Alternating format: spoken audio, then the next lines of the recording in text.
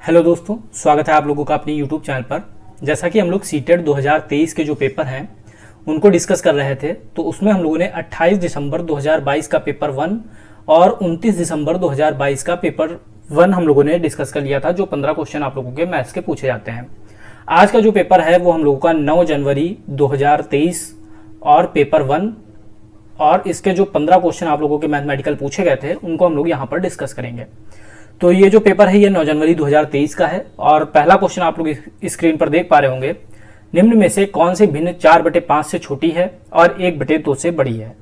तो 4/5 है, इसको हम लोग दशमलव में चेंज कर लेंगे। सबसे पहले 5 से भाग करेंगे 4 को, तो दशमलव लगाएंगे, 0 ऐड करेंगे तो 5 अट्ठे 40 हो जाएगा, यानी कि 0.4/5 का मतलब हो गया हमारा 0.8। फिर 1/2 की बात की जाए तो 1/2 आधा होता है, यानी कि 0.5 होता है, या फिर आप लोग भाग करके भी देख सकते हैं। तो ये दशमलव लगा के 0 बढ़ाया, 2 पंचे 10, तो ये हम लोगों का आ गया 0.5। अब 1/2 का मतलब हो गया 0.5।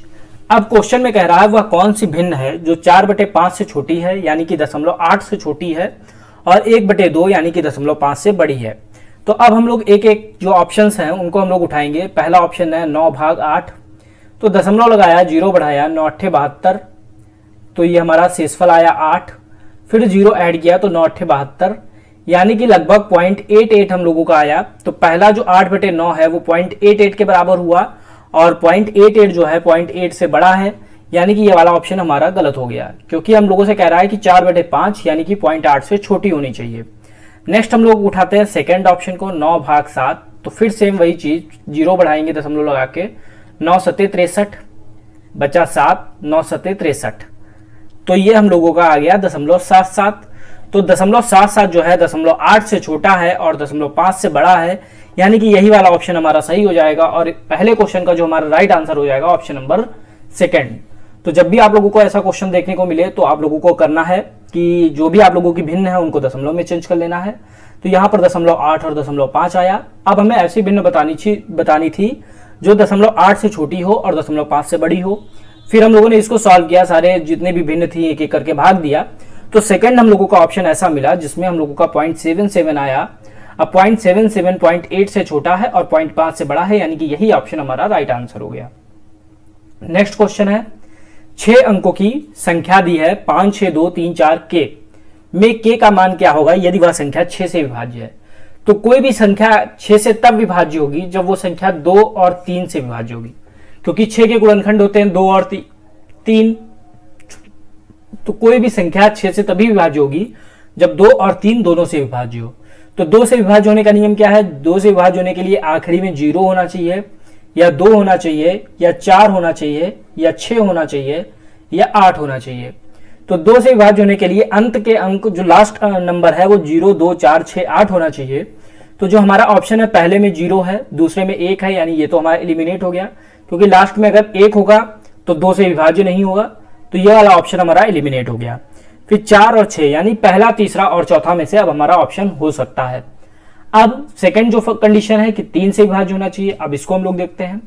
5 6 2 3 4 और के।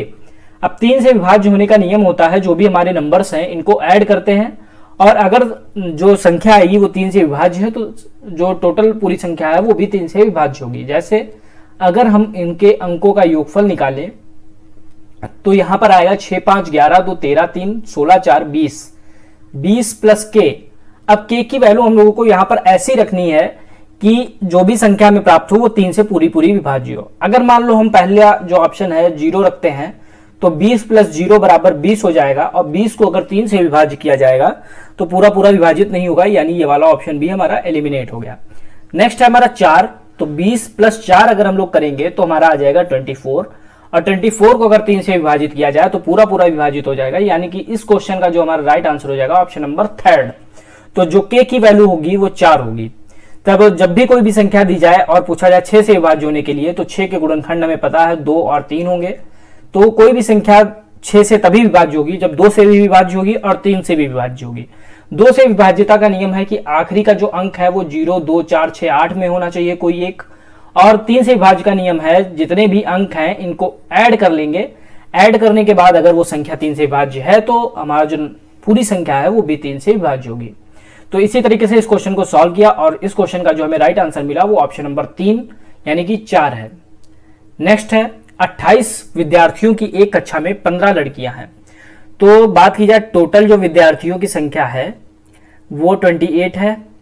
अब इसमें गर्ल्स की संख्या हम लोगों को दी है 15, तो हम लोग बॉयज की संख्या निकाल सकते हैं। टोटल हमारे पास 28 है, उसमें से 15 अगर लड़कियां हैं तो बॉयज की संख्या हमको मिल गई 13। अब कह रहा है यदि 21 विद्यार्थी प्रतिदिन अपने दांत साफ करते हैं, तो दांत साफ करने वाले विद्यार्थी जो हैं उनकी संख्या हम लोगों को दी है 21 तथा लड़कियों का 3/5 भाग प्रतिदिन दांत साफ करती हैं। तो लड़कियां ऐसी जो दांत साफ करती हैं प्रतिदिन, तो उनकी संख्या हम लोग देखेंगे जो प्रतिदिन दांत साफ करती है। तो टोटल लड़कियां हमें 15 पता है यहां से, क्योंकि पहले क्वेश्चन में दे रखा है।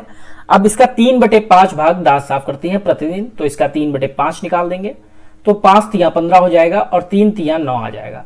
तो ऐसी 9 लड़कियां हैं जो प्रतिदिन दांत साफ करती हैं। अब बताइए कि लड़कों का कितना भाग प्रतिदिन यही काम करता है। तो यहां पर अब हमें बताना है टोटल जो दांत साफ करने वाले थे 21, और 21 में 9 लड़कियां ऐसी थी जो प्रतिदिन दांत साफ कर रही हैं, यानी 21 में से अगर हम लोग 9 घटा देंगे तो 13 आ जाएगा। तो 13 लड़के ऐसे हैं, सॉरी 12 आ जाएगा, तो 12 लड़के ऐसे हैं जो प्रतिदिन दांत साफ करते हैं। तो अब हमसे पूछ रहा है क्वेश्चन में लड़कों का कितना भाग, तो भाग निकालने के लिए क्या करते हैं, कितने लड़के प्रतिदिन दांत साफ करते हैं, तो 12 लड़के करते हैं, और लड़कों की टोटल संख्या कितनी है 13 है, यानी लड़कों का जो भाग हो जाएगा वो 12/13 हो जाएगा, और इस क्वेश्चन का जो आंसर हो जाएगा ऑप्शन नंबर 4। तो इस क्वेश्चन को सॉल्व करने के लिए सबसे पहले हम लोगों को टोटल जो है स्टूडेंट दिए थे 28, गर्ल्स की संख्या दी थी 15, बॉयज की हम लोगों ने निकाल ली 28 - 15, तो बॉयज की संख्या हमको पता चल गई 13। फिर दांत साफ करने वाले जो प्रतिदिन दांत साफ करने वाले विद्यार्थी हैं वो 21 थे। लड़कियों का जो उसमें से भाग था वो 3/5 था, तो 3/5 से हम लोगों ने 9 निकाल लिया, तो लड़कियों की जो संख्या हो गई वो 9 हो गई। अब लड़के जो बचे तो 21 टोटल थे, उसमें से 9 लड़कियां थी, यानी 12 लड़के बचे। अब भाग निकालना था, तो जो दांत साफ प्रतिदिन करते हैं वो 12 हैं और टोटल लड़के 13 हैं, यानी 12/13 हम लोगों का आंसर हो गया। इस क्वेश्चन का जो राइट आंसर हो गया ऑप्शन नंबर 4। नेक्स्ट है निम्नलिखित में से कौन सा कथन सही है। प्रत्येक संख्या अपने योज्य प्रतिलोम से सदैव बड़ी होती है। तो सबसे पहले आप लोगों को पता होना चाहिए योज्य प्रतिलोम क्या होता है। तो कोई भी संख्या है उसका जो चिन्ह है उसको अगर हम लोग पलट देते हैं तो हम लोगों को योज्य प्रतिलोम पता चल जाता है। जैसे 2 की बात की जाए तो 2 का योज्य प्रतिलोम 2 - 2 होगा, -2 की बात की जाए तो -2 का योज्य प्रतिलोम +2 होगा। तो ये आप लोग इसको ऐसे भी चेक कर सकते हैं, इन दोनों का जो योगफल है वो 0 आना चाहिए। 2 - 2 कैंसिल हो जाएगा, 0 हो जाएगा, -2 + 2 कैंसिल हो जाएगा, 0 हो जाएगा। तो कोई भी संख्या है उसका जो चिन्ह है उसको हम लोग बदल देंगे तो हमें योज्य प्रतिलोम पता चल जाएगा।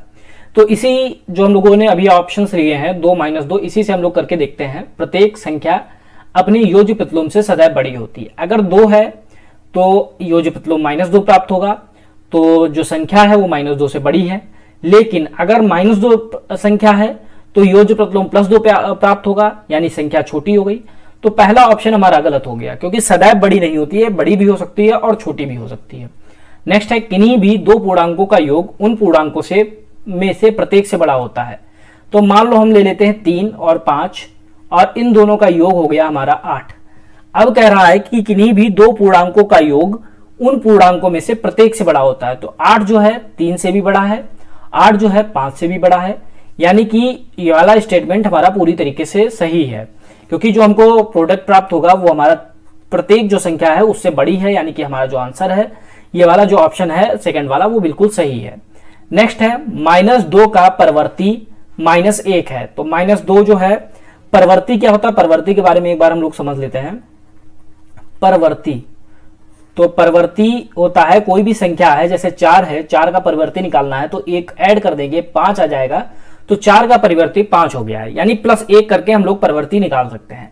तो -2 में अगर हम लोग +1 करेंगे तो हमको मिल जाएगा -1। तो -2 का परिवर्ती -1 है, तो हमारा ये भी ऑप्शन बिल्कुल सही है। नेक्स्ट है एक संख्या और उसके योज्य प्रतिलोम का गुणनफल सदैव ऋणात्मक होता है।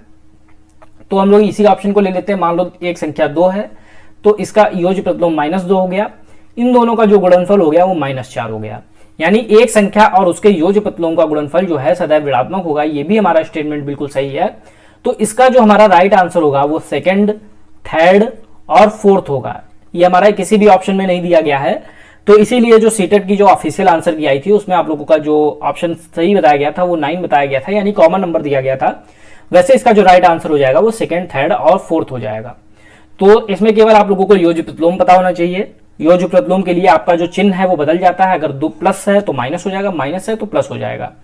और परवर्ती जो होता है वो हमेशा जो है जो भी संख्या है उसमें +1 ऐड कर देंगे तो हमें परवर्ती संख्या मिल जाएगी। नेक्स्ट, एक दुकानदार ने सेबों के 138 डिब्बे, जिनमें से प्रत्येक 24 सेब हैं, प्रत्येक में पहले दिन वह सेबों के केवल 117 सही 3/4 डिब्बे ही बेच पाया। उसके पास कितने सेब शेष हैं? तो 138 डिब्बे उसने खरीदे, उसमें से कितने उसने बेच दिए? 117 सही 3/4 बेच दिए।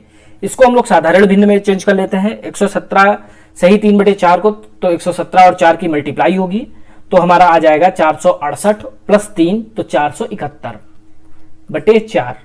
तो यहां पर जो भी मिश्र भिन्न होती है उसको साधारण भिन्न में इस टाइप से चेंज किया जाता है, जैसे 117 गुणे 4 प्लस 3 किया गया यहां पर, तो इन दोनों की मल्टीप्लाई 468 प्लस 3 471 हो गया। अब उसके पास 138 डिब्बे थे पहले और उसमें से 471/4 उसने बेच दिए, यानी कि शेष कितने डिब्बे बचे? अब हम लोग यहां से निकाल सकते हैं, क्योंकि इतने टोटल थे, इतने बेच दिए तो बचे हुए हमारे निकल आए। एलसीएम ले लेंगे तो 4 एलसीएम हो जाएगा, तो ये हो जाएगा 138 गुणे 4 माइनस 471। अब 138 और 4 की मल्टीप्लाई करेंगे तो मल्टीप्लाई करने पे हमारा आ जाएगा 552 माइनस 471/4। तो 552 में से 471 जब माइनस करेंगे तो हमारा आ जाएगा 81/4। तो ये हमारे आ गई डिब्बों की संख्या। तो डिब्बों की जो संख्या आई वो 81/4 आई।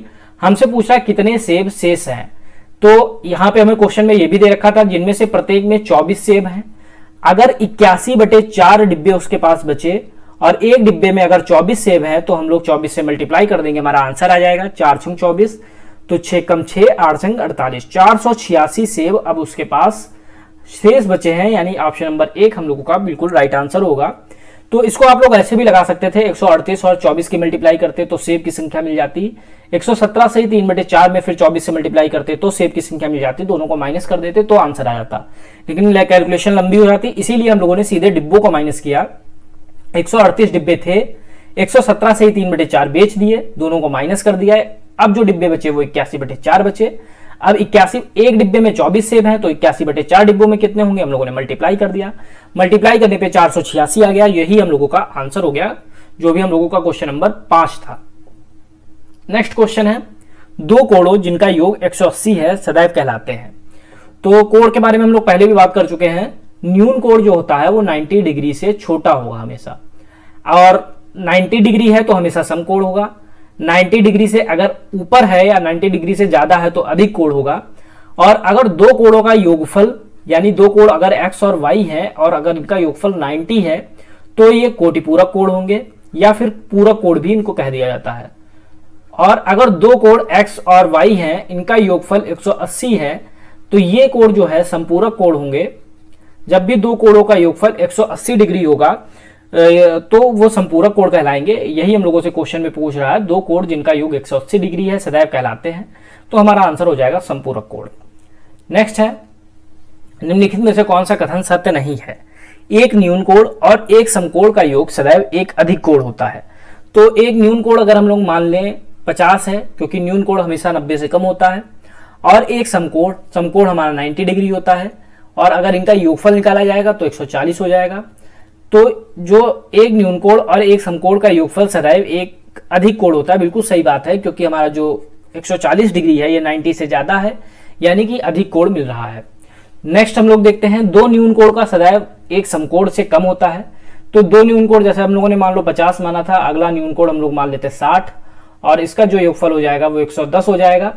और हम लोगों से स्टेटमेंट में कह रहा है 2 न्यून कोणों का योग सदैव एक समकोण से कम होता है, लेकिन हम लोगों को यहाँ पे ज्यादा आया है, यानी ये गलत हो गया। यही वाला हमारा राइट आंसर हो जाएगा इस क्वेश्चन का। बाकी देख लेते हैं, 2 समकोणों का योग एक ऋज कोण के बराबर होता है। तो ऋज कोण होता है 180 डिग्री, तो समकोण हमारा 90 + 90 = 180 हो गया। अब 180 डिग्री ऋज कोण होता है, यानी ये वाला भी हमारा जो स्टेटमेंट है बिल्कुल सही है। नेक्स्ट है, दो अधिक कोणों का योगफल सदैव एक प्रतिवर्ती कोण होता है। तो अधिक कोण हम लोग मान लेते हैं एक 120 है और एक हम लोग मान लेते हैं 100 है, तो हमारा आ गया 220। तो प्रतिवर्ती कोण वो कोण होते हैं जिनका प्रतिवर्ती कोण वे कोण होते हैं जो 180 डिग्री से ज्यादा हो किंतु 360 डिग्री से कम हो।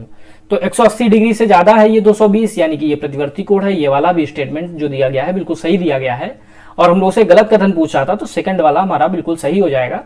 इसमें पहला जो था न्यून कोण और समकोण का योग जो है एक अधिक कोण होता है, बिल्कुल सही बात है। कोई भी आप लोग न्यून कोण ले लें और कोई भी समकोण ले लें, समकोण तो हमेशा 90 रहेगा, इसमें आप कुछ भी जोड़ेंगे तो हमेशा अधिक कोण आएगा।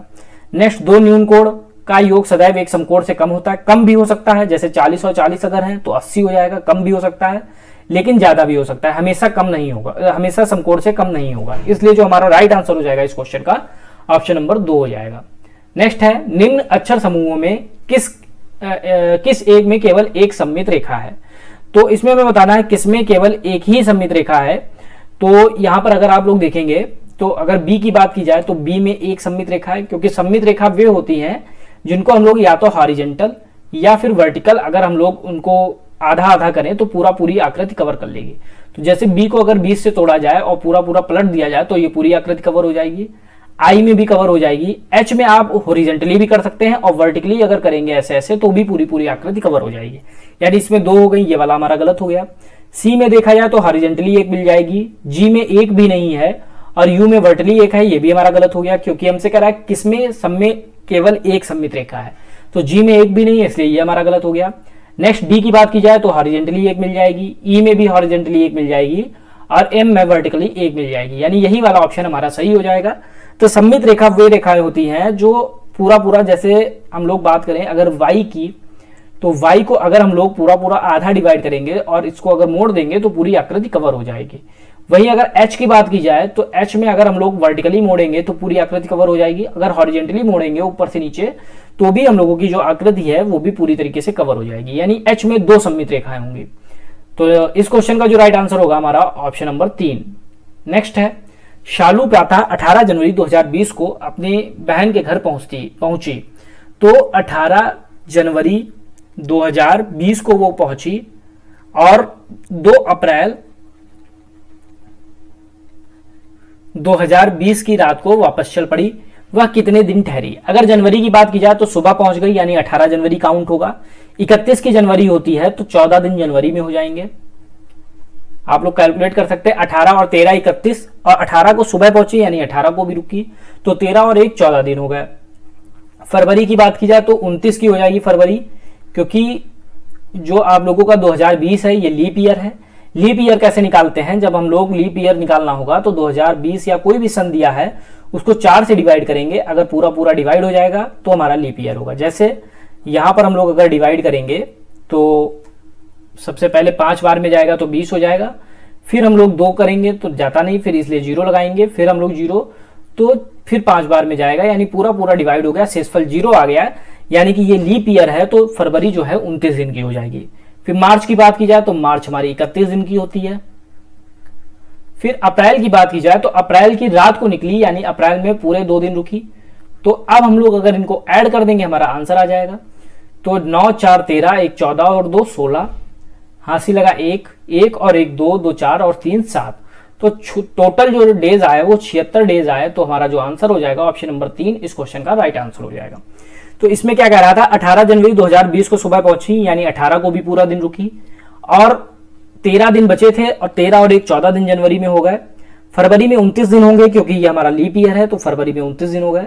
मार्च में 31 दिन होते हैं और अप्रैल के शाम को निकली यानी अप्रैल को भी रुकी, तो 2 दिन अप्रैल के हो गए। इनको ऐड करेंगे तो 76 हम लोगों का आंसर आ जाएगा। इस क्वेश्चन का जो राइट आंसर हो गया 76 डेज। नेक्स्ट है, एक वर्ग की भुजा 48 सेंटीमीटर है। तो यहां पर लिख देते हैं जो चीज हम लोगों को गिवन है, सबसे पहले हम लोग उसको नोट डाउन करेंगे। तो वर्ग की जो भुजा है इसको हम लोग मान लेते हैं A, और ये हम लोगों को दी गई है 48 सेंटीमीटर। अब एक आयत की लंबाई और चौड़ाई उस वर्ग की भुजा की क्रमशः 1/1/2 है। अब आयत की हम लोग बात करें तो आयत की लंबाई को हम लोग मान लेते हैं L। तो जो हमारी वर्ग की भुजा थी 48, इसकी 1/1/2, तो 1/1/2 का मतलब क्या हो गया 3/2, 2 1 कम 2 और 2 और 1 3, तो 3/2 हो गया। तो इसको सॉल्व कर लेंगे तो 24 और 24 तियां 72। तो लंबाई हमको पता चल गई 72 सेंटीमीटर। अब इसी तरीके से हम लोग इसकी चौड़ाई भी निकाल लेंगे। तो चौड़ाई क्या है, चौड़ाई को हम लोग मान लेते हैं b। तो चौड़ाई हमारी 2/3 है।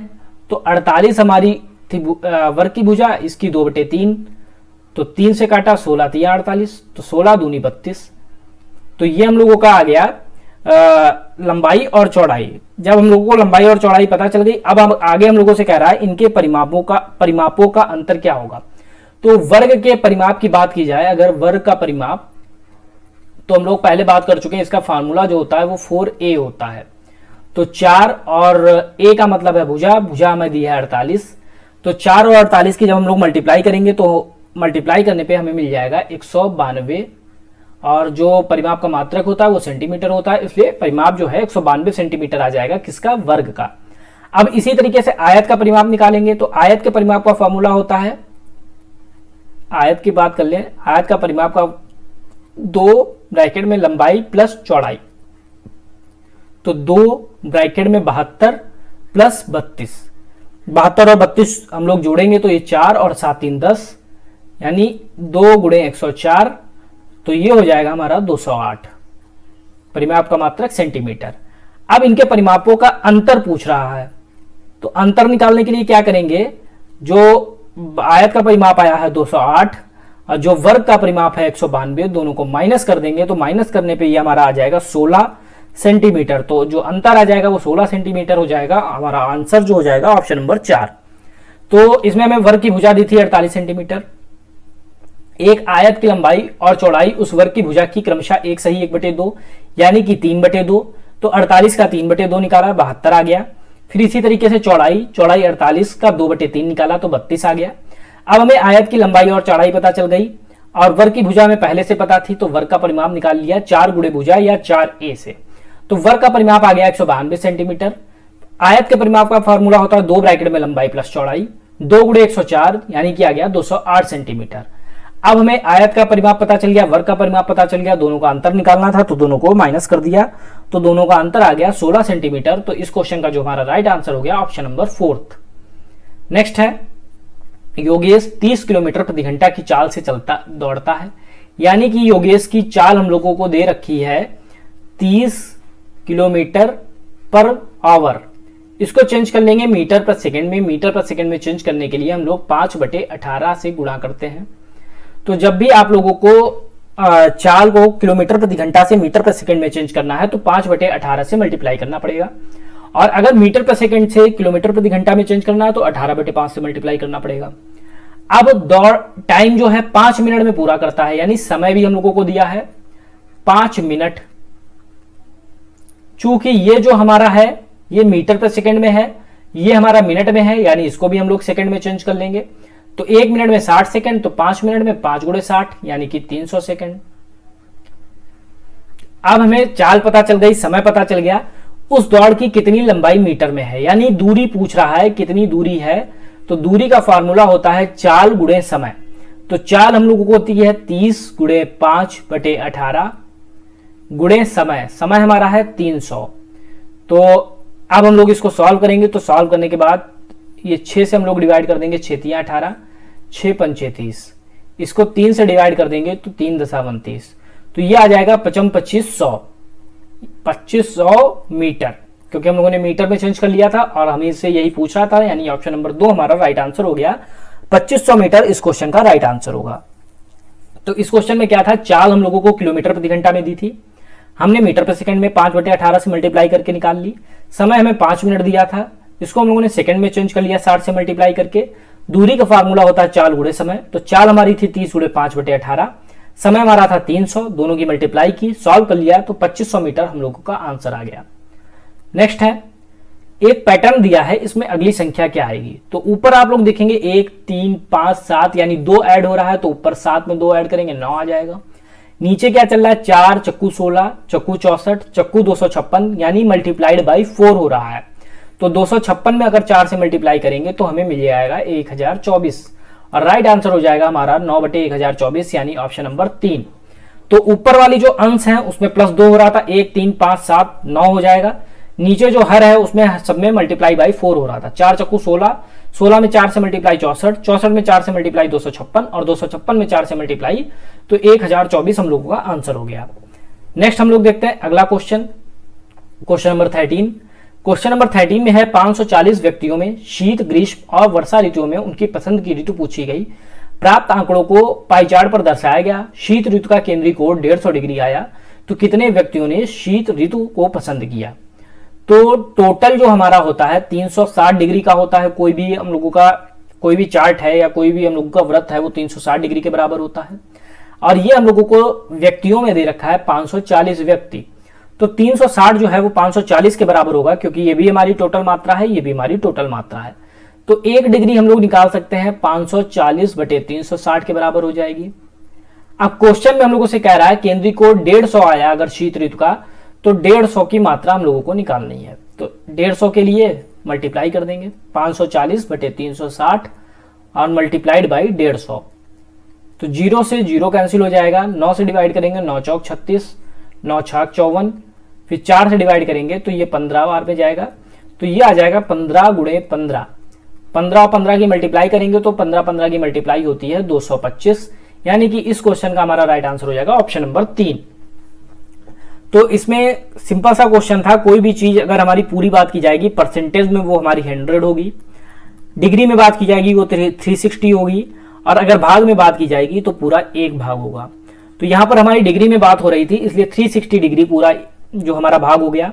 अब इनकी संख्या हमको 540 पहले ही क्वेश्चन में दे रखी थी स्टार्टिंग में ही, तो 1 डिग्री 360 जब 540 के बराबर है तो 1 डिग्री कम के बराबर होगी, यानी 540 बटे 360 हो गया।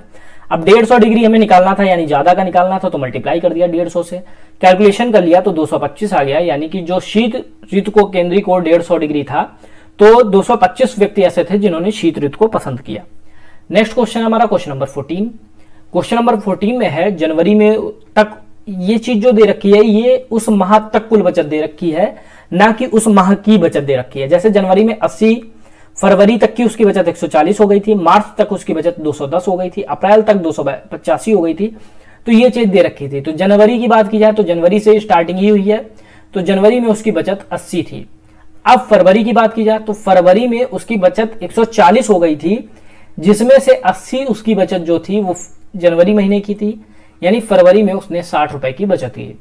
अब मार्च की बात की जाए तो मार्च में 210 हो गई थी मार्च तक टोटल बचत, और उसमें 140 उसने जो है फरवरी तक कर ली थी, यानी 70 रुपए उसने मार्च में बचाए। इसी तरीके से हम लोग अप्रैल का देखेंगे तो अप्रैल तक उसकी बचत 285 हो गई थी, उसमें से 210 उसने बचा लिए थे मार्च तक, यानी कि यहां से माइनस करेंगे तो ये हमारा आ जाएगा 75। फिर ऐसे ही हम लोग मई की निकाल लेंगे, तो मई में जो हम लोगों की 375 तक की बचत हो गई थी, उसमें से 285 उसने जो है अप्रैल तक बचाए थे, तो 375 में से 285 माइनस करेंगे तो 90 आ जाएगा। और लास्ट में हमारा आ गया जून, तो जून में 480 रुपए की बचत हुई, 480 तक की, और मई तक 375 हुई थी, तो इसको माइनस करेंगे तो जून की बचत आ जाएगी 105 रुपए। तो अब हम लोगों ने जनवरी, फरवरी, मार्च, अप्रैल, मई और जून की अलग अलग बचत निकाल ली। अब हम लोगों से क्वेश्चन में पहला स्टेटमेंट कह रहा है मई में अधिकतम बचत हुई, तो मई की अगर बात की जाए तो मई में 90 रुपए बचत हुई, जबकि जून में 105 रुपए बचत हुई, यानी जून में अधिकतम बचत हुई, मई में नहीं हुई, यानी मई वाला तो गलत हो गया, हमारा पहला जो स्टेटमेंट है वो गलत है। नेक्स्ट है जनवरी और फरवरी में हुई बचत, तो जनवरी में बचत हुई 80, फरवरी में बचत हुई 60 का योग यानी 140, मार्च तथा मई, तो मार्च में बचत हुई 70, मई में बचत हुई 90, तो इनका योग हो गया 160 के योग के बराबर है। तो 140 और 160 बराबर नहीं है, यानी ये वाला भी हमारा जो स्टेटमेंट है ये भी गलत हो गया। नेक्स्ट है सबसे कम बचत फरवरी माह में हुई, तो फरवरी में 60 रुपए की बचत हुई, 60 से कम किसी में भी नहीं हुई, इसमें 80, इसमें 70, इसमें 75, इसमें 90, इसमें 105, तो सबसे कम बचत जो है वो फरवरी में हुई 60 रुपए की, तो ये वाला भी हमारा बिल्कुल सही हो गया। जून माह के अंत तक की कुल बचत 375 है, तो जून माह के अंत तक कुल बचत 480 है, यानी ये वाला गलत हो गया। तो इस क्वेश्चन का हम लोगों का राइट आंसर हो गया ऑप्शन नंबर 3। तो सिंपल सा क्वेश्चन था, इसमें केवल आप लोगों को ये देखना था कि ये जो आप लोगों की बचत है ये उस माह तक की दी है, जैसे जनवरी तक 80, फरवरी तक टोटल बचत 140, मार्च तक टोटल बचत 210, अप्रैल तक टोटल 285। तो इस तरीके से हम लोगों ने जो फरवरी की है वो निकाल ली, फरवरी माइनस जनवरी करके, मार्च की निकाल ली मार्च माइनस फरवरी करके। तो एक एक महीने की हम लोगों ने बचत निकाल ली और जो हम लोगों के स्टेटमेंट थे हम लोगों ने देख लिया। इसमें हम लोगों का थर्ड स्टेटमेंट बिल्कुल सही है, इसलिए जो हमारा आंसर हो जाएगा वो option number third. Last question है 10,20,203 को अंकों में लिखा जाता है। तो इसको लिखने का जो मेथड होता है उसी के हिसाब से हम लोग यहां पर करेंगे। तो सबसे पहले इकाई, दहाई, सैकड़ा, हजार, 10,000, लाख, 10 लाख, करोड़ और 10 करोड़। तो ये हम लोगों का 10 करोड़ हो गया। इकाई, दहाई, सैकड़ा, हजार, 10,000, लाख, 10 लाख, करोड़ और 10 करोड़। फिर कह रहा 20,000, यानी 1 2 3 4 और 20, ये हमारा 20,000 हो गया। और फिर 203, यानी 203। अब इनको हम लोग ऐड कर देंगे तो हमारा आंसर आ जाएगा 30202। उसके बाद में 1 2 3 0 फिर 1, यानी 1,000,20203, यानी ऑप्शन नंबर 4 हम लोगों का राइट आंसर होगा। तो जब भी ऐसा क्वेश्चन दिया हो या तो आप लोग डायरेक्ट लिख सकते हैं 10 करोड़, फिर 20,000, फिर 203। अगर आप लोगों को डायरेक्ट पता है डायरेक्ट लिख सकते हैं, वरना जो मेथड है वो ये है 10 करोड़ लिखेंगे, फिर 20,000 लिखेंगे, फिर 203 लिखेंगे और तीनों को ऐड कर देंगे। ऐड करने पे हमारा 1,000,20203 आया, यानी ऑप्शन नंबर 4 हमारा इस क्वेश्चन का राइट आंसर हो गया। तो ये हम लोगों के जो पेपर था ये 9 जनवरी 2023 का था और इसके जो 15 क्वेश्चन मैथमेटिकल पूछे गए थे उनको हम लोगों ने डिस्कस कर लिया है। नेक्स्ट वीडियो में हम लोग 10 जनवरी 2023 के पेपर को डिस्कस करेंगे। तो फ्रेंड्स आज की वीडियो में सिर्फ इतना ही। अगर आप लोगों को वीडियो पसंद आया तो वीडियो को लाइक करें, साथ ही साथ वीडियो को शेयर करें। मिलते हैं नेक्स्ट वीडियो में। Thank you.